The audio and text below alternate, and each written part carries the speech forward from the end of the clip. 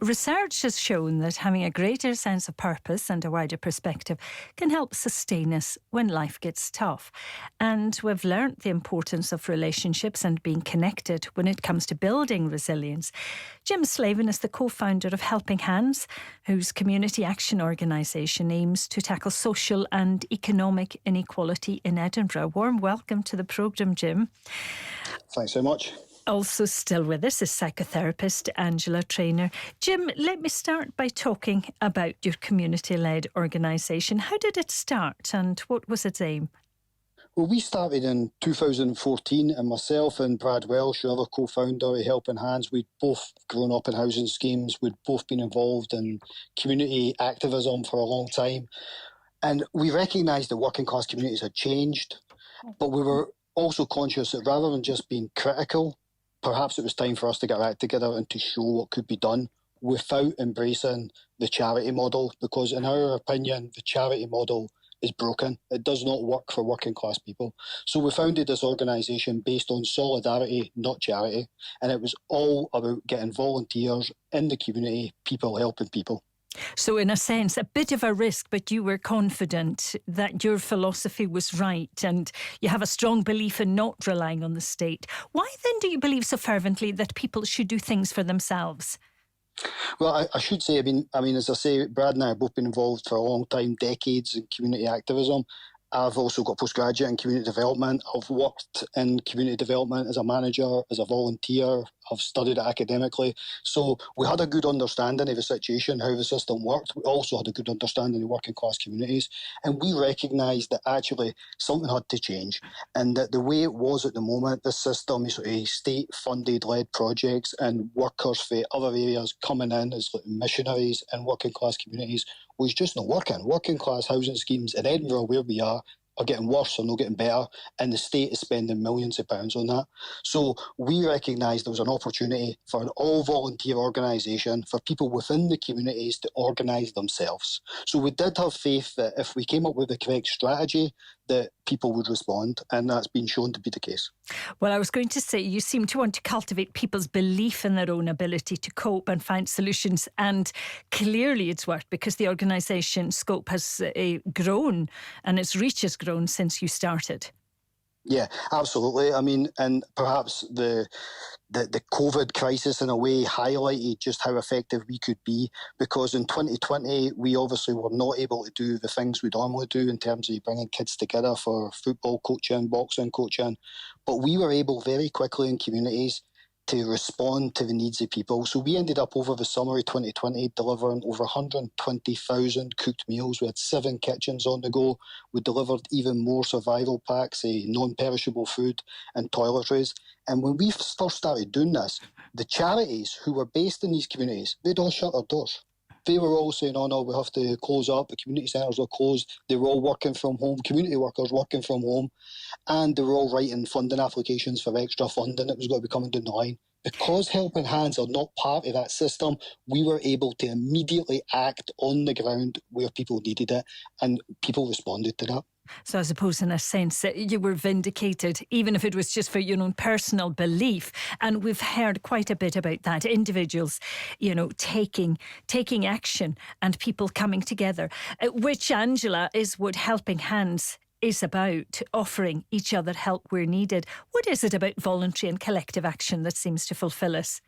I think it's that sense of community, but more than that, it's the reason we're here, relationship. It's the reason we incarnate on this planet is to form relationship and connection. And that's what people are doing here, because, life is messy and people are messy and I'm messy.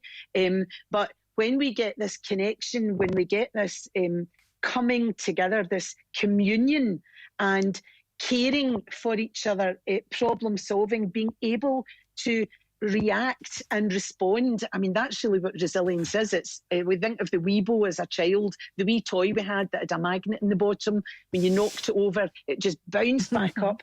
This hope that has been built up in these communities by people taking action, moving out of hopelessness and moving out of powerlessness and taking their power back.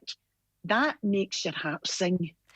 But equally, not everyone will have, I suppose, that resilience, that strength, Angela, and we can become isolated and retreat from society when we become overwhelmed instead of reaching out.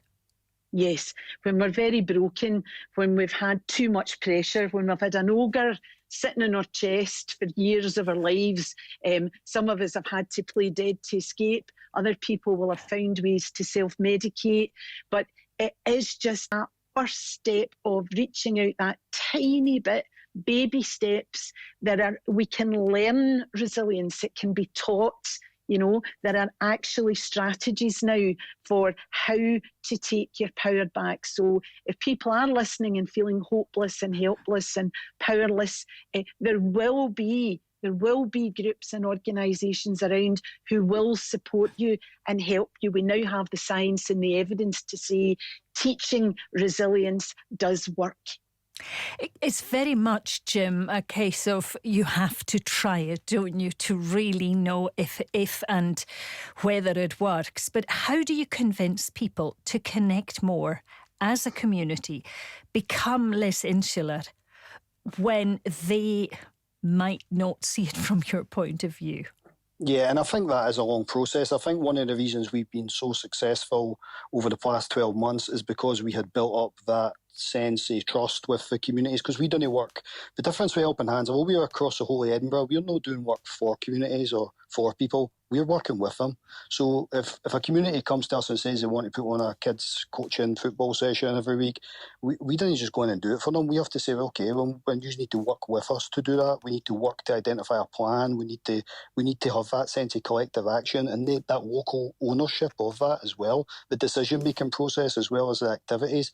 And that really does give us a certain trust within the communities. At first, people were as sceptical of us as they are of all these organisations. They just thought we would be just another charity coming along, but they now understand, no, we're not a charity. This isn't a charity, this is solidarity. And they initially then thought, oh, they'll be doing this for a while as volunteers, but then they'll apply for funding because everybody applies for funding. 6 years later, they know we are not joking.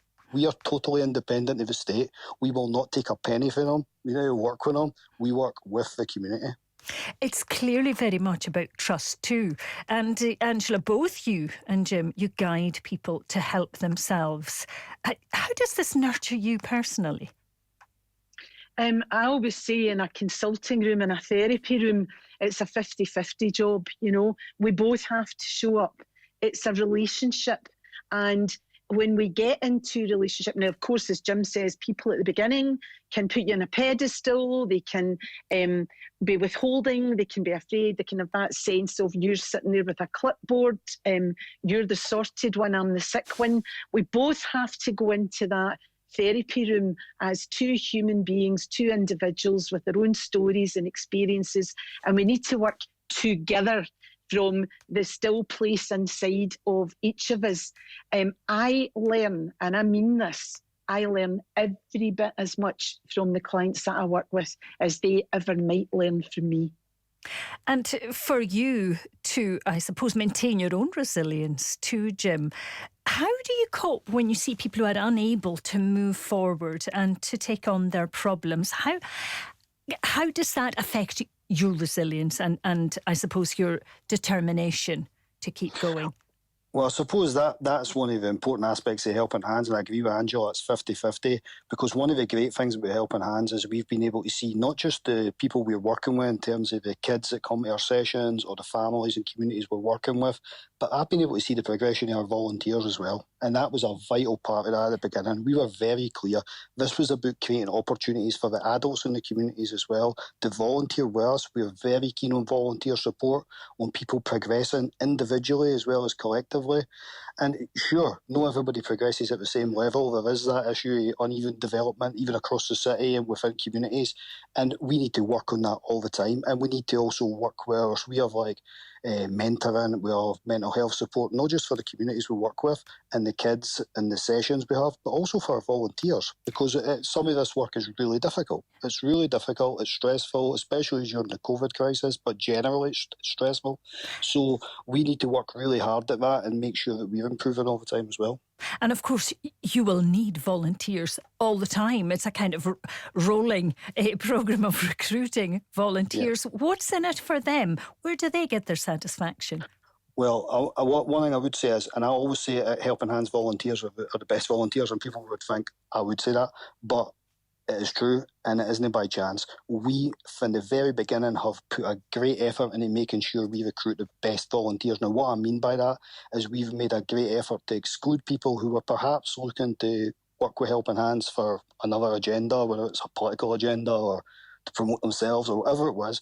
We promoted people within the community. We identified people before sometimes they identified themselves, and we believed that if we supported them, they could become community leaders. And that's what we've done. We've created a network of community leaders in Edinburgh housing schemes. People who now in their community, people would go to them for a problem. Because the great thing about Helping Hands is it's not about Helping Hands. That is the beautiful thing about it. It's about making sure that we break this culture of dependency and we reinsert the idea of solidarity into these working class communities that used to exist in the 1970s when I grew up, but now they're a very different place. Well, let's hope that 2021 will see some positive changes for everyone. Thank you very much for joining me today, Jim Slaven and Angela Traynor.